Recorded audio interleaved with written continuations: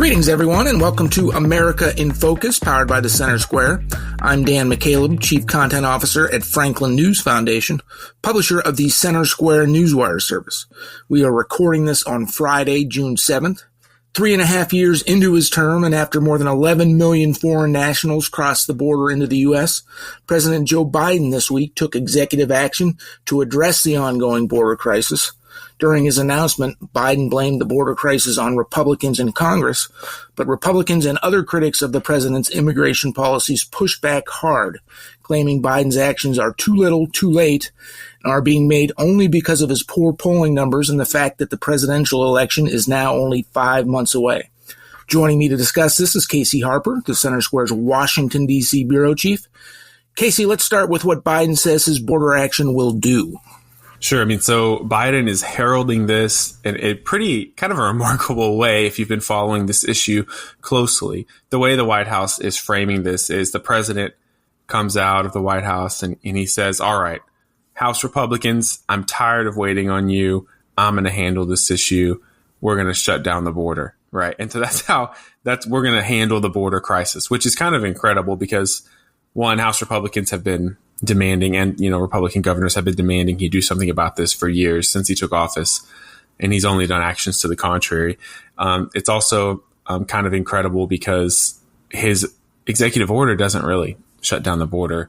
Oh, also, and he's never admitted there's really a border crisis that needs to be dealt with, right? He and Homeland Security Secretary Alejandro Mayorkas have said there is no border crisis up until recently.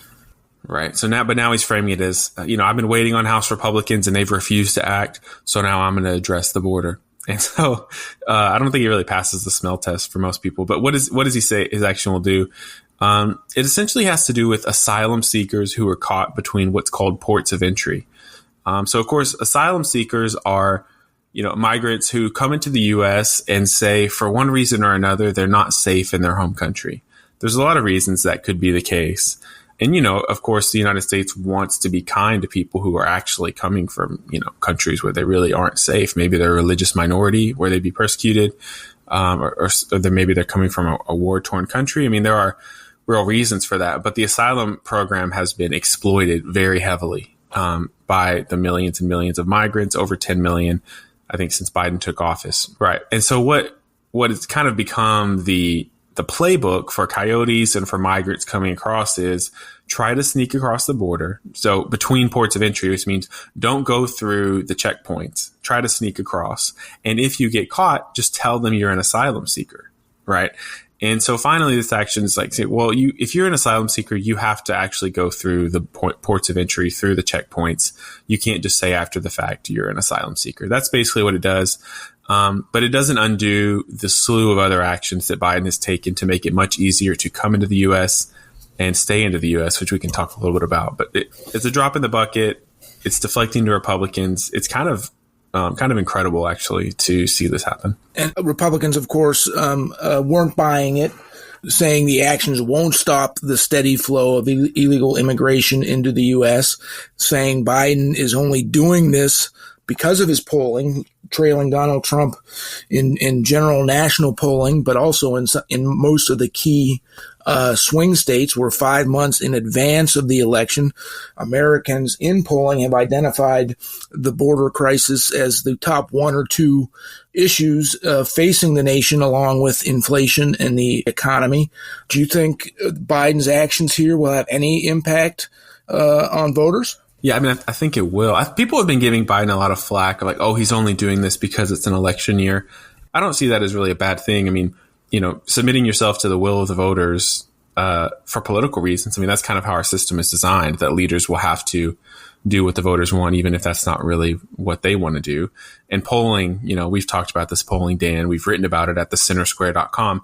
Polling shows again and again that inflation and the border are two of the main issues that voters are concerned about. Inflation, border, inflation, immigration, inflation, and the border, right? So this has been consistent for a long time. It's been one of the main critiques against Biden. I think that we'll see how effective it is. Biden had to do something because, especially if these debates he's having with Trump are actually going to happen, he had to do something that was substantive to kind of help address the issue so that he's not so exposed for a broadside attack on immigration. So whenever he gets attacked, he can say, well, I did this. So I think it'll help give him some political cover. I think people who following the issue closely know that it's kind of smoke and mirrors. I mean, for instance, Biden has made it almost impossible to deport people who come into the U.S. unless you have a pretty bad criminal record. He's, refused to build the border wall, which of course Trump has supported. He has turned a lot of Border Patrol agents, taking them off the field and put them into offices where they're processing migrants who are coming in. They still give them these court dates that are years in the future. Say, hey, promise to come back. There's so many issues. And he blames Republicans because he said, I've asked for more money and they haven't given it to me. But that money usually comes with strings attached that make it even easier for people to get in. And so, polling shows, Dan, that the voters trust certain parties on certain issues. I mean, voters trust when it comes to healthcare and climate, voters trust Democrats more. We've seen that for years in polling. When it comes to the economy, voters trust Republicans more. It's just how it is. It's how it's been for years.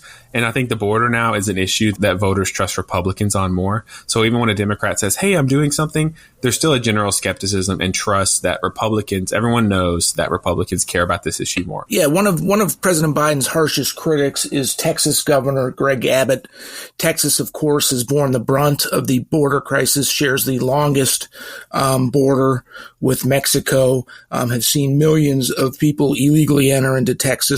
One of Abbott's responses to President Biden's border action this week was, if you're so interested in securing the border, why do you keep suing us? Why do you keep these ongoing legal actions against Operation Lone Star?